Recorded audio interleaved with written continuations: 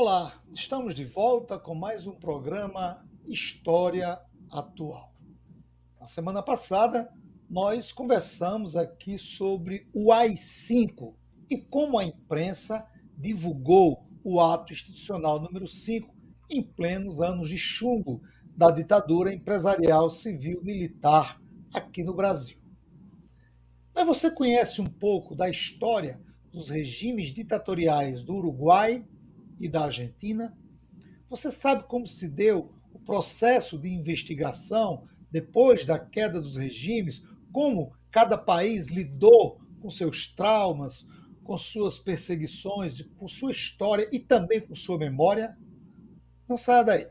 Em instantes, nós iremos conversar um pouco sobre a história da Argentina e do Uruguai nessa questão do regime militar e, principalmente, como a sociedade desses dois países elas lidaram com as investigações pós-ditadura.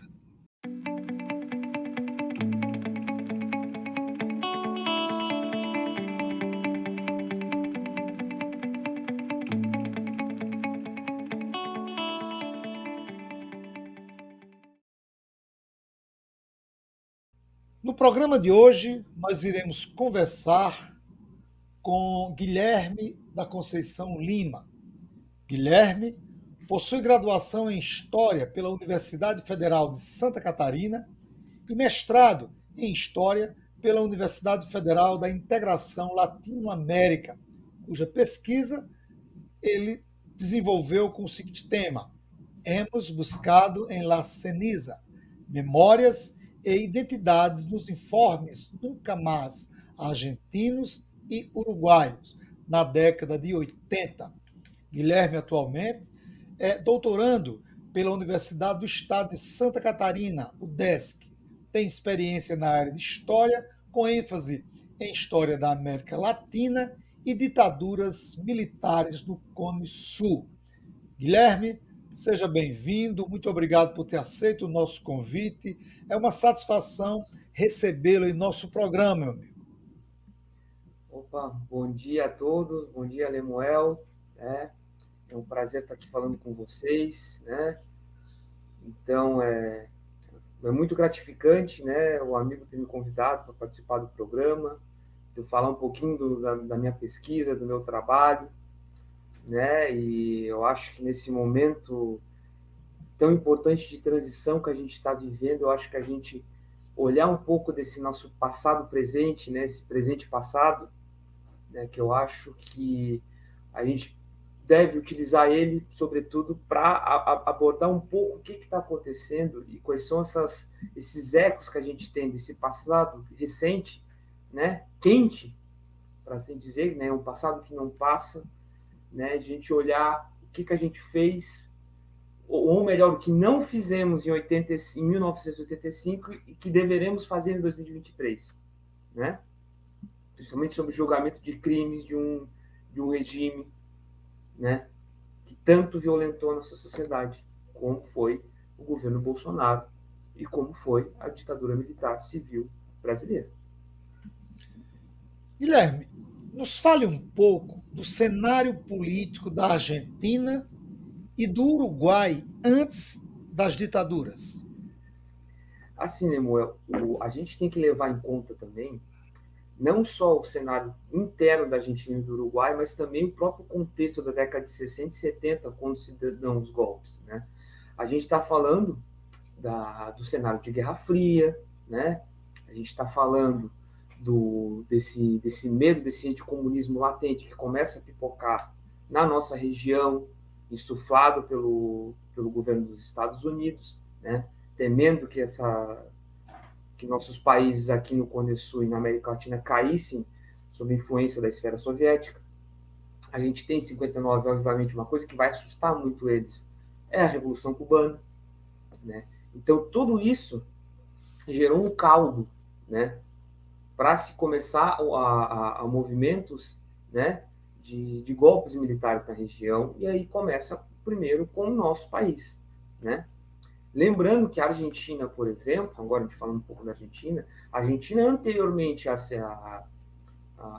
76, por exemplo, ela teve uma sucessão de golpes militares, de regimes militares, né? Principalmente com a deposição de Perón em 55, uma violência extrema, né? Com bombardeamento, inclusive, da região ali onde fica hoje a Casa Rosada, né? A sede do governo argentino, o que força Perón a ir ao exílio, né? E ele retorna em 1973, né? Esse retorno do Perón, ele é visto, né, de certa maneira, como uma tentativa de retomar algum aspecto democrático da Argentina com o fim das ditaduras militares ali do final dos anos 60 e início dos anos 70. Porém, o governo Perón é muito curto, de Juan Domingo Perón, né? Ele acaba falecendo e assume sua vice-presidente, que também era sua mulher, a Estela Perón, né? Isabelita Perón, né? Ela assume. E a partir desse momento, por exemplo, a gente tem um marco muito forte de confrontos entre peronistas de esquerda, peronistas de direita, surgem movimentos de extrema direita e grupos de esquadrões, né? Sobretudo a AAA, né? Chamada, né, da Aliança Anticomunista Argentina, né? Com forte influência do fascismo e do nazismo. E a gente vai ter esses confrontos, né? Sobretudo sobre esse peronismo de esquerda, oriundo sobretudo do movimento dos militantes de guerrilha dos montoneiros, né? E esse caos, digamos, social, político e econômico que a Argentina começa a viver antes da ditadura, vai ser a desculpa para o golpe militar. Lembrando que, apesar disso, em 1966, as guerrilhas de esquerda já estavam derrotadas em sua prática na Argentina, sobretudo quando se dá um golpe de misericórdia nela durante a Operação Independência na província de Tucumã, né? A região natal de Mercedes Sosa, por exemplo. Né? Então, naquela região montanhosa, os guerrilheiros eles fazem algumas incursões e aí os militares argentinos sufocam essa revolta em 1975. Mas mesmo assim, né, aquele caos social, digamos, de violência política extrema que a Argentina estava vivendo, foi justificativa para os militares assumirem o poder.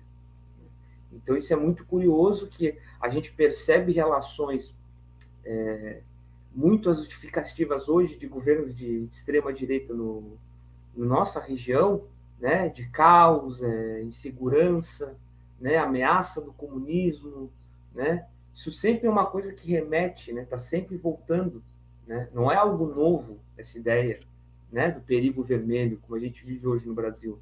É algo muito presente no nosso imaginário desde o início do século XX, quando se começa, né, seja no Brasil, na Argentina, no Uruguai, os movimentos operários, né, a formação dos partidos comunistas na região, né, e isso vai acompanhar a própria industrialização tardia desses países, né. Então, é todo um movimento que surge a partir dessas conexões das transformações sociais que esses países vão vivendo, né? A alteração do modo de vida agrário para a formação das grandes cidades, né? Os grandes polos urbanos, como São Paulo, Buenos Aires, Montevidéu, né? Esses países deixam de ser agrários para serem países onde a maioria da população vive no urbano, né? Tirando agora um pouco da Argentina, eu vou falar do Uruguai. O Uruguai ele vai seguir pelo mesmo roteiro, de certa maneira, porque no final da década de 60 e no início dos anos 70, começa a ter um grave declínio econômico do Uruguai. Isso vai ser acompanhado também por uma forte violência política e da perda de diversos direitos sociais, né? O governo, a partir do governo de Pacheco Areco, ele começa a instaurar diversos atos institucionais muito parecidos com os nossos atos institucionais, que eles chamam de medidas prontas de seguridade, né? E aos poucos o próprio Estado uruguaio, ele vai se tornando autoritário, ainda que com eleições, ele vai paulatinamente se tornando autoritário. Isso é muito curioso, porque não são os militares que dão um golpe. É o próprio presidente Bordaberry que vai dar um golpe no Uruguai em 73. Né? E é muito curioso assim que as questões do Uruguai, principalmente pela questão dos montoneiros, não, né? Dos tupamaros, que agem, né, com uma guerrilha urbana, sobretudo, né? E inclusive tem um filme muito bom sobre esse caso da Associação dos Montoneiros, que é Estado de Sítio, do Costa Gravas, né, que fala de como os tupamaros se vingaram da repressão do governo, né, e dos militares, né, executando um adido, né, um agente da CIA, Dan Mitrione, né, que eu até cito na minha pesquisa, né, o Dan Mitrione, que inclusive ele, ele vem para a nossa região, para o Cone Sul, ele primeiro vem para o Brasil, ele dá aulas de repressão, de modo de interrogatório e tortura, né? Primeiro para os militares brasileiros, depois ele vai para o Uruguai, né, como adido da embaixada norte-americana, e também dá instruções de interrogatório e tortura para os militares uruguaios. E os tupamaros percebem isso e acabam, por exemplo, sequestrando ele e depois o executando, né? E o filme conta bem isso, né? E a gente percebe, por exemplo, essas reminiscências, por exemplo, com o Mujica, né? José Pepe Mujica foi um tupamaro. Então percebe-se que assim esse passado recente ele não passa, literalmente ele tem os seus desenrolares hoje no presente, ele está vivo, ele é muito vivo, né? Então a gente percebe que sempre quando há alguma ascensão da esquerda ou tentativas de governos progressistas na nossa região e de algumas reformas sociais, vem, né, a reação, né, do reacionarismo, do conservadorismo, que eu acho que a gente muitas vezes visa culpabilizar o imperialismo norte-americano e estadunidense, porém as nossas próprias elites econômicas e sociais, elas são retrogradadas. Elas são assoladas e influenciadas pelos norte-americanos, pelos norte-americanos, mas principalmente de si próprio, visando defender seus próprios interesses, que eles procuram, de certa maneira, agentes externos, sejam países europeus ou no século XIX, como a Inglaterra, ou no século XX, os Estados Unidos, para se favorecer, para agir de acordo com seus interesses, né? Então, a gente percebe também esses movimentos, né, hoje em dia, né? Você pode dizer, por exemplo, o golpe contra Dilma Rousseff ou a ascensão do regime Bolsonaro como algo relacionado à influência dos Estados Unidos na nossa região. Mas, ao mesmo tempo, a gente sabe que a gente tem uma elite reacionária que parte dos seus próprios interesses não para defender os interesses externos de uma potência estrangeira, né? Ela age de acordo com o seu próprio umbigo, né? E isso a gente percebe também na Argentina e no Uruguai nesse contexto. Os golpes foram dados, sobretudo, por uma elite que se via ameaçada por seus interesses, né? Esse movimento prejudicial que esses governos progressistas davam à população. Esse suporte era muito evidente, né? A gente teve, apesar de todas as indiciocracias, por exemplo, do regime de Perón, né, assim como Vargas aqui no Brasil, deu uma série de benefícios sociais e de melhora na vida da população, com direitos trabalhistas, né? Em ascensão de uma classe média. E, curiosamente, vai ser essa própria classe média, tanto no Uruguai quanto na Argentina e no Brasil, né, que vão ser, digamos, os vetores sociais do golpe, né? Vão ser a quem vai sair na rua, né? Então é curioso a gente perceber que, apesar de suas particularidades, o Uruguai e a Argentina têm muito em comum, né, com todo o movimento que ocorreu pré-64 no Brasil. Isso. Guilherme, quando se fala em regime militar ou mesmo pós-regime militar na Argentina, no Uruguai, a gente vê muito, principalmente na imprensa, aquelas manifestações da Praça de Maio, né? As mães e as avós da Praça de Maio.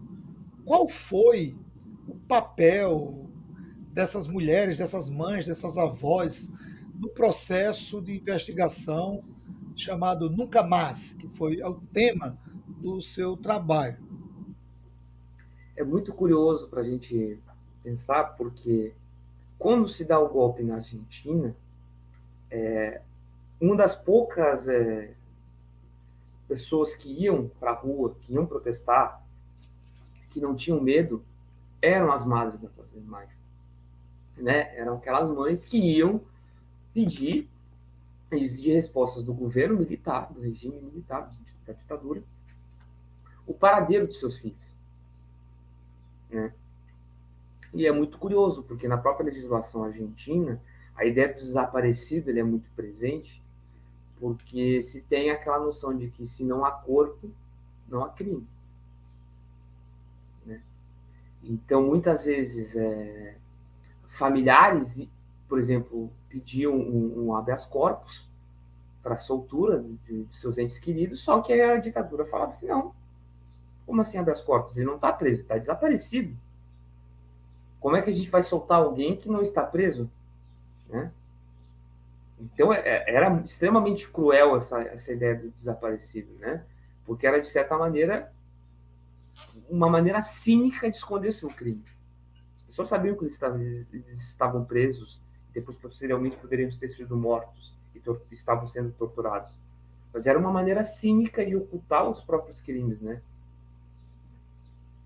Que é uma maneira muito pesada. E as madres, elas partem da ideia do... Não era, a princípio, um movimento que se pauta com um cunho ideológico ou político, né? É uma relação de afeto.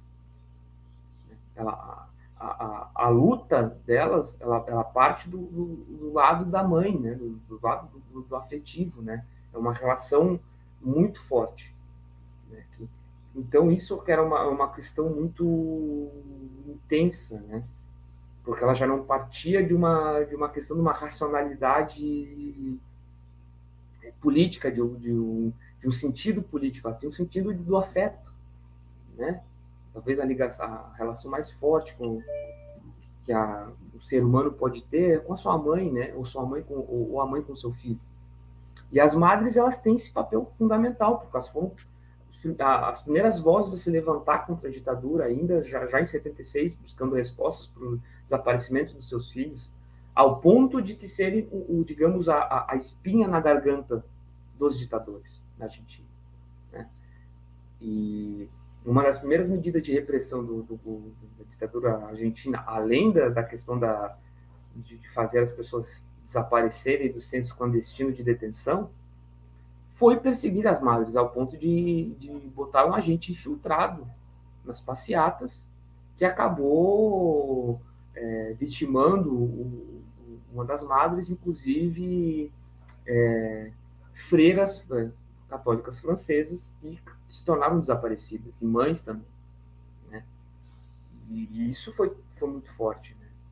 E as madres é muito curioso, assim, ouvintes de Lemuel, e todo mundo que está assistindo aqui, que as madres, a princípio, elas reclamaram sobre a divulgação do Nunca Mais, sobre o processo de montagem do informe, porque ele escondia um aspecto muito importante desses filhos, seria a militância deles. Né? E elas se recusavam sobre a consigna Nunca Mais. Para elas retomavam sempre a ideia de desaparição com vida, né? Aparição com vida. Porque dizer nunca mais era de certa maneira, negar a morte de seus filhos era negar também a derrota do ideal que eles encarnavam, daquilo que eles defendiam. Né? Os ideais de justiça social que os filhos defendiam partem disso. Se apareciam com vida é manter Não é manter a vida do seus filhos, mas se manter a ideia que eles defendiam, manter a essência deles. Então isso era muito forte. E eu acho que isso, talvez o termo nunca mais, ele se esgota de certa maneira em algum ponto, ao passo que aparição com vida não. Tanto que a entrevista das madres, né, que sobretudo o governo, o regime militar e os seus apoiadores está chamando elas como loucas, né? Como assim? Está negando a morte, né? Elas se negam a conceber que os filhos estão mortos, né? Muito pelo contrário, elas sabem que os filhos estão mortos. Elas não são, elas têm noção, mas a ideia de negar essa ideia, né, do aspecto do filho como dado como morto, como falecido, ela parte para essa ideia de não da negação da morte dele, né? Mas sim da negação, né? E evitar que aquele ideal que eles tanto defenderam, que deram literalmente a vida por ele, não cesse, né? Que ele seja constantemente reivindicado no tempo presente. Eu acho que isso é uma lição assim, que as madres elas dão, né, até hoje, né? E não à toa, por exemplo, que o símbolo delas, que é o lenço branco, ele foi utilizado muito pelas mulheres argentinas na promulgação da lei sobre o aborto na Argentina. Que aí as mulheres mais novas hoje usavam o pano verde, né, igualzinho o pano branco. Inclusive é muito curioso, porque as madres saíam, foram juntos nas manifestações de Buenos Aires, das grandes cidades da Argentina, com as moças mais novas. Né? Então, hoje, o ativismo político das madres é muito importante. É um grande vetor de mobilização social na Argentina. Né? É uma instituição sacra quase na Argentina. Né? Guilherme, você pesquisou as investigações em dois países, Argentina e Uruguai. E acredito que as metodologias utilizadas em cada país talvez tenha sido diferente ou algumas aproximações. Mas com relação aos resultados dessas investigações, o que aproximou e distanciou esses dois países os resultados, né? Em que isso implicou sobre as elites, em que isso implicou sobre os governos ditatoriais, quem pagou, quem não pagou, se pagou, como é que ficou depois de tudo isso? A questão, por exemplo, no Uruguai, o Uruguai ele teve um processo de transição, né, muito similar ao nosso, ao do Brasil, né, um acordo feito entre os políticos e os partidos tradicionais com a alta cúpula militar, visando que a anistia, né, o esquecimento do passado, de certa maneira, vamos seguir em frente. Né? Então, há todo um processo no Uruguai que, do processo de anistia, né, leis promulgadas visando, sobretudo, a famosa Lei de Caducidade, de 1986, que isentava tanto, supostamente, os crimes da direita quanto os crimes da esquerda. Mas muitas pessoas se negaram a isso e conseguiram diversos assinaturas para levar o debate da aprovação da lei ou não a um plebiscito. Né? Curiosamente, né, a lei de caducidade é aceita pela sociedade, então a gente também não pode dizer que foi algo, digamos, antidemocrático ou feito sem, digamos, uma participação popular, né? Digamos que a própria população decidiu, de certa maneira, um pouco usar o esquecimento como uma maneira de sanar os traumas do passado, né? Então não houve um julgamento, né? Apesar de ter uma demanda de certos setores da sociedade, outra parte, né, preferia seguir em frente e deixar o passado no passado, né? Soterrar aquilo. Embora hoje a gente tenha alguns julgamentos, né?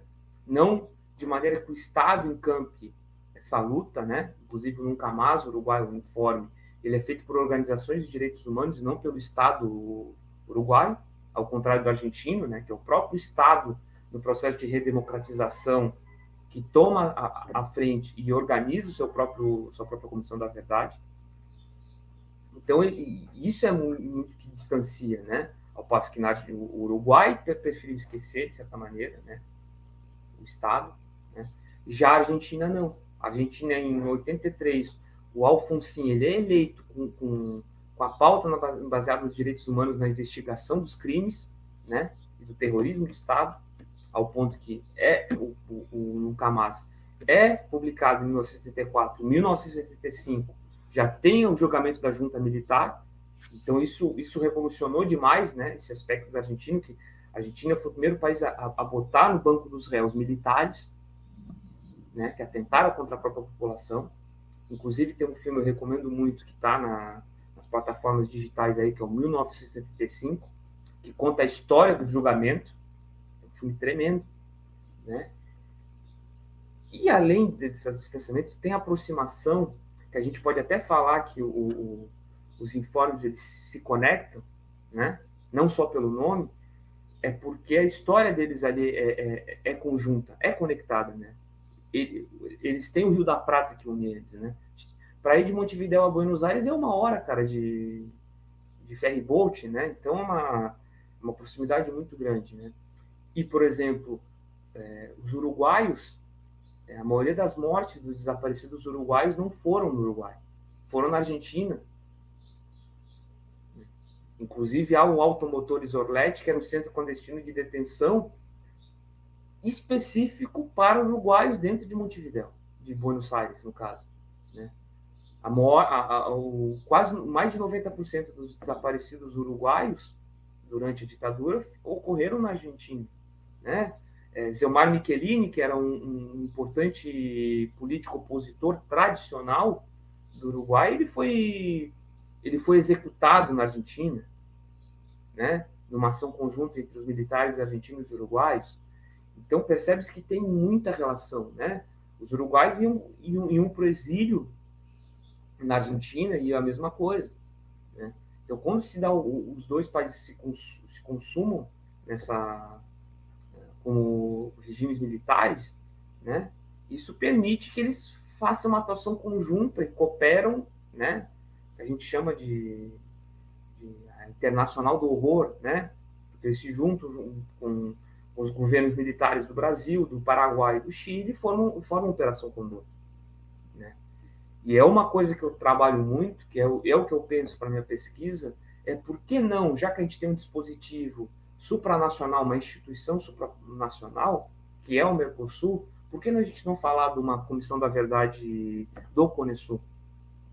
Porque todas essas comissões da verdade que surgiram, elas se conectam. A repressão de uruguaios no Brasil, a repressão de chilenos no Brasil, de brasileiros no Chile, de paraguaios na Argentina, né?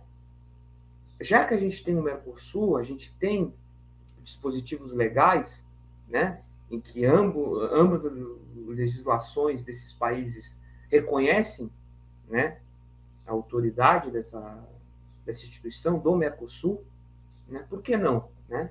Que é uma tese que eu defendo, né, dessa ideia da gente fazer uma Comissão da Verdade do Conesul. Guilherme, quando a gente estuda aqui no Brasil o golpe,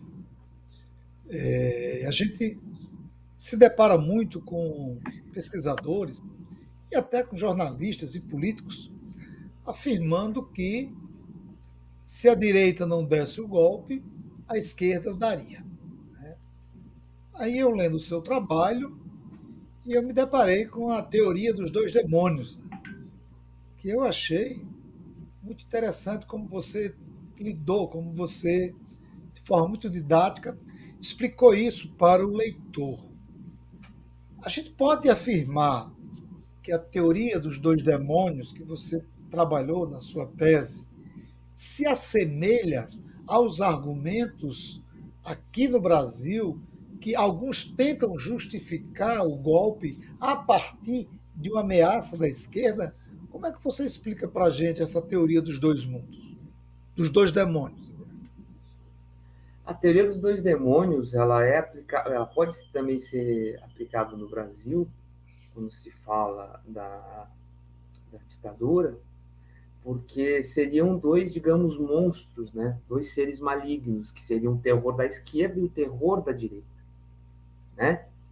Que digamos que o, os militares só fizeram o que fizeram na Argentina, no Uruguai e no Brasil, porque houve, né, uma ação primária de quem? Da esquerda, né? Das guerrilhas de esquerda que faziam atentados terroristas, né? Isso foi um mote muito, era a defesa do, dos militares argentinos e uruguaios, né? Que a ameaça da esquerda, dos grupos guerrilheiros como os montoneiros na Argentina e dos tupamaros no Uruguai, era uma ameaça à estabilidade nacional. Então, o golpe foi um movimento de reação. Não só reacionário, mas de reação à violência da esquerda. Então, toda a violência causada pela repressão, ela é justificada e ela é tratada como uma, uma ideia, né, pautada na defesa, digamos, de certa maneira, da sociedade. E aí seria a repressão o resultado desse enfrentamento entre duas forças opostas, né? E isso permite, por exemplo, e é um perigo a utilização da teoria dos dois demônios, que às vezes também está presente no Nunca Mais, que pode justificar o argumento dos militares de uma guerra justa, né? Que aí utilizar, né, a própria repressão contra a própria população como baixas de guerra, né? Considerar a própria população como inimiga, a ideia da subversão, então um inimigo interno, ele está ali dentro. Então a gente precisa utilizar de diversos meios para encontrar esse inimigo. Aí eu vou utilizar da tortura, vou utilizar do assassinato, né, da violência sexual, né, da perseguição, né, do encarceramento. Né. Então a própria população se torna a inimiga a ser combatida pelas forças armadas. Né. Então a teoria dos dois demônios é isso, são dois seres malignos que estão se combatendo numa guerra fratricida, de certa maneira. Então isso é muito perigoso porque isso dá pauta e margem para a justificativa perversa, né, que os militares deram para a repressão. Né. Eu acho que a teoria dos dois demônios ela é uma maneira, digamos, de apaziguamento, só que ela dá margem para interpretações que justificam a violência. Então, a gente tem que tomar cuidado, que é muita coisa que os militares brasileiros fazem com a questão de dizer que em pré-64 havia um perigo iminente de um golpe comunista, né? Que é muito similar ao que essa galera hoje aí que vai para fazer barricada na BR, meu Deus, né? Galera tá falando de Jorge Soros aí, pô. Antes de irmos para a nossa próxima pergunta, eu quero pedir a você que entrou agora, que acompanha o nosso programa, mas que ainda não se inscreveu no canal. Se inscreva, dê o seu like, deixe lá a sua opinião, dê sua sugestão de tema. A gente tem uma agenda, a gente pega as sugestões, a gente faz as pesquisas onde tem um bom trabalho, uma boa dissertação, uma boa tese, uma obra, faz contato com esses pesquisadores e, e convida.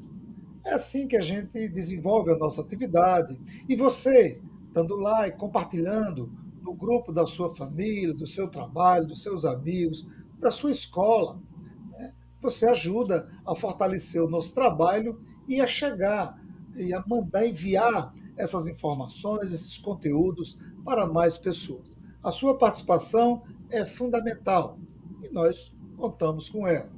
Hoje estamos conversando com Guilherme Lima, historiador, lá um amigo de Florianópolis, Santa Catarina. Está conosco aqui falando um pouco da sua pesquisa, da sua dissertação de mestrado sobre os países vizinhos, Argentina e Uruguai. Guilherme, quando a gente olha para os uruguaios e para os argentinos hoje? Qual a impressão que você teve, a partir de sua pesquisa, de como eles veem, e quando eles olham para a sua história recente, como argentinos e uruguaios veem hoje as ditaduras em seus países? Eles veem hoje, principalmente na Argentina, como um passado que não passa. Ele é o tempo inteiro rememorado, discutido, até mesmo por aqueles que defendem a ditadura. Então, lá na Argentina e no Uruguai, a gente tem um embate, a gente tem a rememoração, né? A gente tem umas políticas de memória muito mais contundentes do que as nossas. Né? Lá, a ditadura no debate público, ela é rechaçada, de certa maneira. Né? A gente não vê isso no Brasil, né? A gente, quando se fala de ditadura, é uma coisa muito tímida. Aqui se sobressai muito mais as viúvas da ditadura do que qualquer outra coisa. Né? A gente não tem uma memória da repressão tão latente. Né? Na Argentina, não. Na Argentina, a gente está falando de campos de concentração, literalmente, que foram os centros clandestinos de detenção. A gente tem um museu da ESMA, da Escola Mecânica da Armada, que é algo assim que é muito similar, por exemplo, quando a um campo de concentração nazista, Auschwitz, né? Que eu, quando visitei lá em 2017 a ESMA, eu me senti, assim, é uma coisa muito impactante. Você se sente com uma sensação ruim, né? É uma pedagogia da dor, assim, né?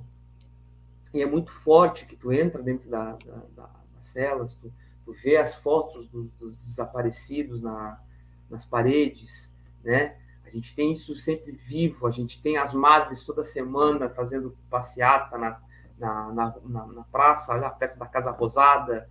Então a gente tem esses contextos, né? A gente tem a Marcha do Silêncio em Montevidéu, que é uma coisa mais linda, que as pessoas saem pelas ruas de Montevidéu em silêncio, levando cartazes, velas, pelas ruas de Montevidéu marchando, né?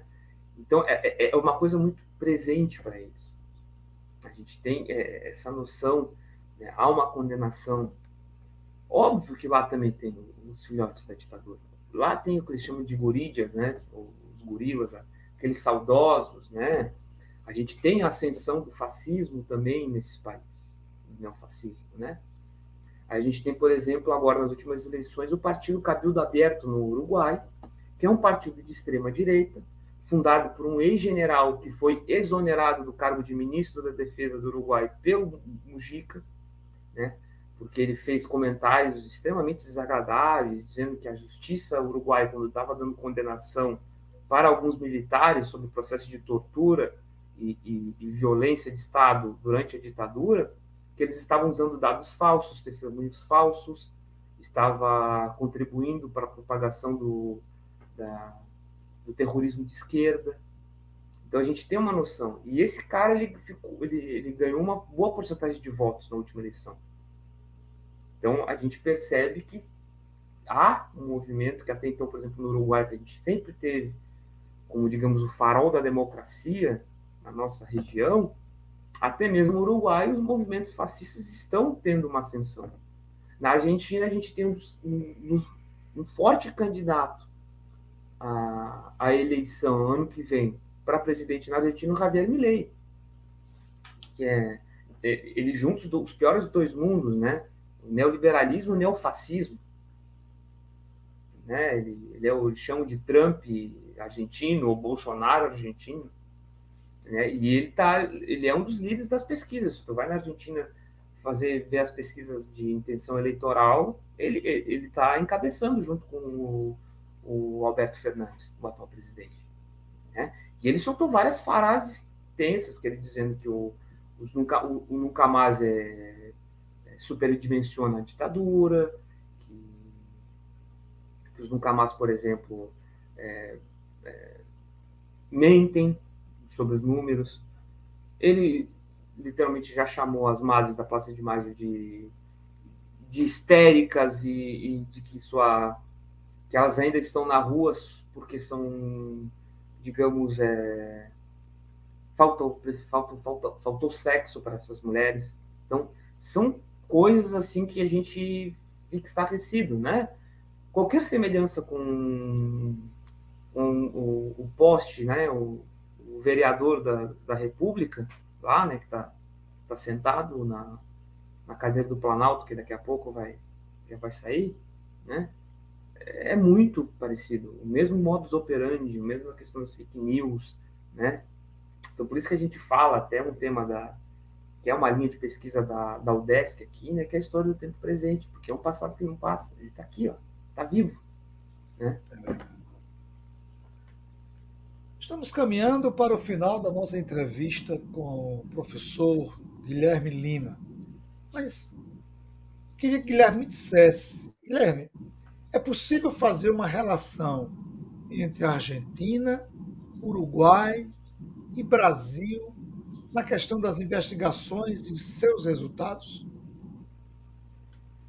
Olha, é possível fazer uma relação, sobretudo, para ver como o processo do Brasil ele foi muito limitado pela presença dos militares. Os militares eles ainda se mantiveram com uma força política muito forte no Brasil, né? Eles conseguiram literalmente se livrar, né, de acusações dos crimes que eles cometeram durante a ditadura, né?